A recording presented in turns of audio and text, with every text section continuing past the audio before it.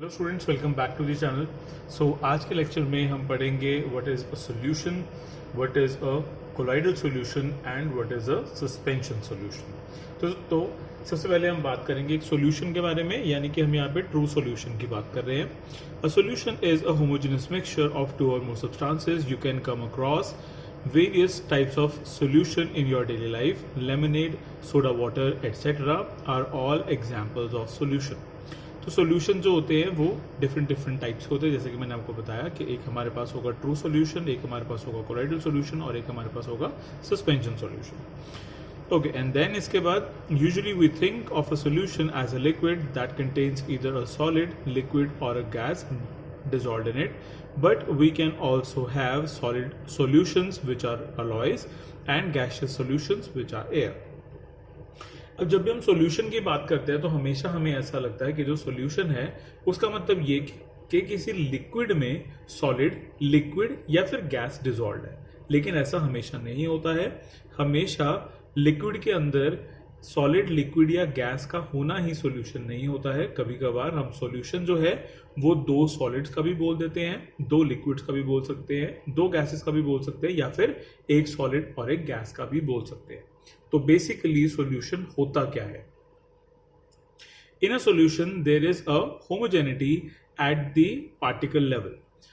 कोई भी ऐसी चीज जिसमें पार्टिकल लेवल में होमोजेनिटी हो उसको हम सॉल्यूशन बोल देते हैं। ठीक है, जैसे कि आप लोगों ने कल ही होमोजेनस एंड हेटेरोजेनस जो सब्सटेंसेस है उनमें आपने डिफरेंसेस पढ़े हैं। तो डिफरेंसेस में आपको पता होगा कि जो होमोजेनस होते हैं उनमें कोई फिजिकल बाउंड्रीज नहीं होती, डिस्टिंक्ट जो बाउंड्रीज है वो उनमें नहीं होती है। तो कोई भी ऐसा मिक्सचर जिसमें के पार्टिकल लेवल पे होमोजेनिटी हो, ठीक है, उसको हम क्या बोलेंगे? Solution. For example, lemonade taste the same throughout. This shows that the particles of sugar और salt are evenly distributed in a solution. अगर हम लेमनेड की बात करते हैं, अगर हम नींबू पानी की बात करते हैं, तो उसमें शुगर एंड सॉल्ट जो होता है वो अगर हम किसी भी किसी भी पोजीशन में पिएंगे, मतलब जो ग्लास अगर हम उसको किसी भी पोजीशन में रखेंगे या फिर ग्लास के हम किसी भी पार्ट में जो स्पून है वो डाल के अगर हम उसे टेस्ट करेंगे तो हमें जो टेस्ट है वो जितना ऊपर से आएगा उतना ही हमें बॉटम से भी आएगा। सो ये तो था आपका ट्रू सॉल्यूशन के बारे में। अब हम थोड़ा सा अलॉय के बारे में भी पढ़ लेते हैं। Alloys are mixture of two or more metals or a metal and a non-metal and cannot be separated into their components by physical method. Alloys क्या होते हैं? Alloy एक ऐसा मिक्सचर होता है जिसमें दो या दो से ज्यादा मेटल्स हो या फिर एक मेटल और एक नॉन मेटल हो। ठीक है, ध्यान रखना इस चीज का, कभी भी ऐसा नहीं बोलना आपने कि दो या दो से ज्यादा मेटल या दो और दो से ज्यादा नॉन मेटल। नहीं, मेटल होना बहुत जरूरी है। तो अलॉय एक ऐसा मिक्सचर होगा जिसमें या तो दो या दो से ज्यादा मेटल्स होंगे या फिर एटलीस्ट एक मेटल जरूर होगा, और नॉन मेटल्स जो है वो ज्यादा भी हो सकते हैं। नॉन मेटल्स दो या तीन या चार भी हो सकते हैं, लेकिन उसमें एक मेटल तो जरूर होगा। Okay, so alloys are mixture of two or more metals or a metal and a non-metal and cannot be separated into their components by physical method. Physical method से वो अपने components में नहीं जा सकते हैं। But still an alloy is considered as an mixture because it shows the properties of its constituent and can have variable composition. For example, brass is a mixture of approximately 30% of the zinc and 70% of the solution, of the copper. सो यहाँ पे जो alloys हैं, alloys को हम mixture ही consider करते हैं क्योंकि जो इनका मिक्सचर होता है वो उनके कॉन्स्टिट्यूएंट्स की कुछ प्रॉपर्टीज को शो करते हैं।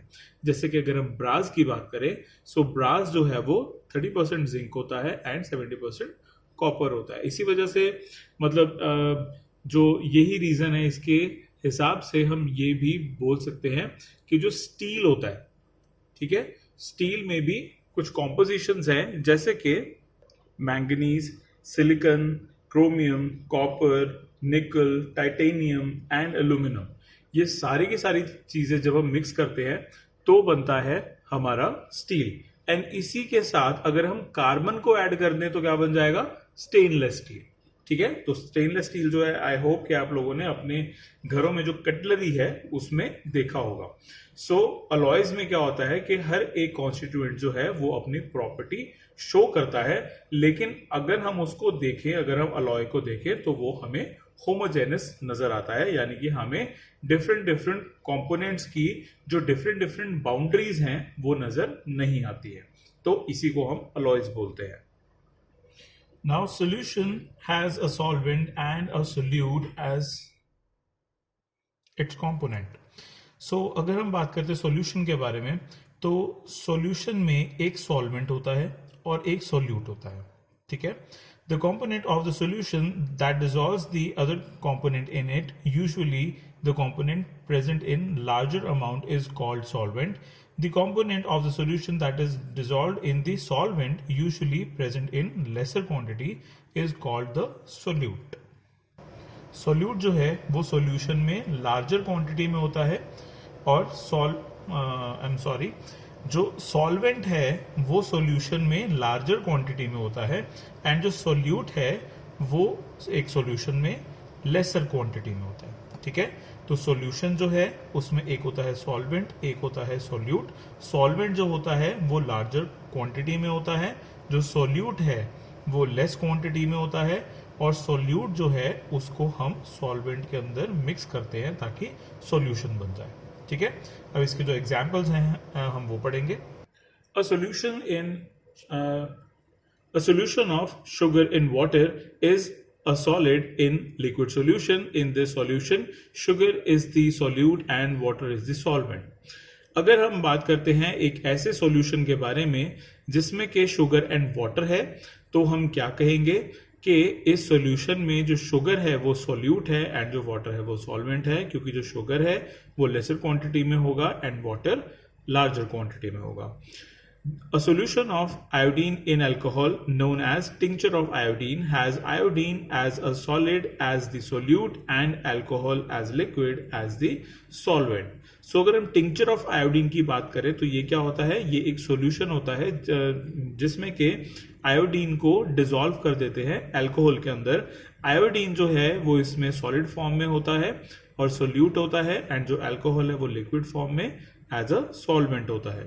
Aerated drinks like soda water etcetera. Aerated drinks का मतलब है आपका सोडा वाटर हो गया, कोका कोला हो गया, 7 अप हो गया, स्प्राइट हो गया, ठीक है। सो ये आपके एरिएटेड ड्रिंक्स में आते हैं।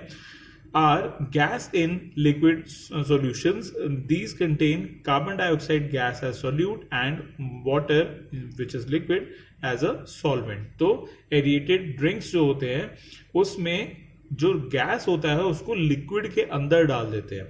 तो गैस जो है वो यहाँ पे कौन सी है, कार्बन डाइऑक्साइड, ये एक सोल्यूट हो गया, एंड जो वाटर है वो लिक्विड है यहाँ पे, और एज अ सॉल्वेंट हमने मिक्स किया है। Air is a mixture of gas in air. Gas in gas. Air is a homogeneous mixture of a number of gases. Its two main constituents are oxygen and nitrogen. The other gases are present in very small quantities. So अगर हम air की बात करें, air जो है वो एक mixture है gas in gas का, ठीक है। तो यहाँ पे जो air है वो homogeneous mixture है between the two gases mainly, जिसमें कि ऑक्सीजन जो है वो 21% है एंड नाइट्रोजन इज 78%। तो यहाँ पे जो हमने एग्जांपल्स किए हैं, यहाँ पे हमने लिक्विड, यहाँ पे हमने सॉलिड इन लिक्विड किया, यहाँ पे हमने सॉलिड इन लिक्विड किया है, यहाँ पे हमने गैस इन लिक्विड किया है, एंड यहाँ पे हमने गैस इन गैस किया है। सो ये थे आपके एग्जांपल्स सॉल्यूशन के, और अब हम इसकी प्रॉपर्टीज को पढ़ेंगे। Properties of a solution. A solution is a homogeneous mixture. The particles of solution are smaller than 1 nanometer in diameter, so they cannot be seen by naked eyes. Because of very small particle size, they do not scatter a beam of light passing through the solution, so the path of light is not visible in a solution. अगर हम solution की बात करते हैं, अगर हम true solution की बात करते हैं, तो ये एक होमोजेनस मिक्सचर है। जो इसके पार्टिकल्स है वो बहुत ज़्यादा स्मॉल है। कितने स्मॉल है? It is less than 1 nanometre in diameter, ठीक है। 1 नैनोमीटर से भी छोटे हैं, इसलिए हम इनको अपनी नेकेड आई से नहीं देख सकते हैं। और अगर एक बीम ऑफ लाइट हम इस सॉल्यूशन पे थ्रो करेंगे तो जो पाथ है वो बिल्कुल भी विजिबल नहीं होगा, लाइट का जो पाथ है वो बिल्कुल भी विजिबल नहीं होगा। ऐसा इसलिए क्योंकि जो पार्टिकल साइज है सॉल्यूशन का वो इतना स्मॉल है कि वो उस बीम ऑफ लाइट को स्कैटर नहीं करेगा, एंड क्योंकि वो स्कैटर नहीं करेगा तो इसलिए हमें उसका पाथ भी विजिबल नहीं होगा। The solute particles cannot be separated from the mixture by the process of filtration. The solute particles do not settle down when left undisturbed. That is, a solution is stable. अगर हम solute particles की बात करें तो उन्हें separate करना with the help of filtration process is not possible in the solution. Why? क्योंकि जो पार्टिकल साइज है वो बहुत छोटा है, पार्टिकल साइज इतना छोटा है कि जो फिल्टर पेपर है वो उसको पास कर सकता है। ओके, सो यहाँ पे एक और चीज जो हमें बताई गई है कि जो सोल्यूट पार्टिकल्स हैं वो इतने ज्यादा छोटे हैं और वो इतने ज्यादा मिक्स हो जाते हैं किसी लिक्विड के साथ कि अगर हम उनको अनडिस्टर्ब्ड छोड़ दें तो भी वो नीचे सेटल डाउन नहीं होते हैं। इसका मतलब कि जो ट्रू सॉल्यूशंस होते हैं वो बहुत ही स्टेबल होते हैं।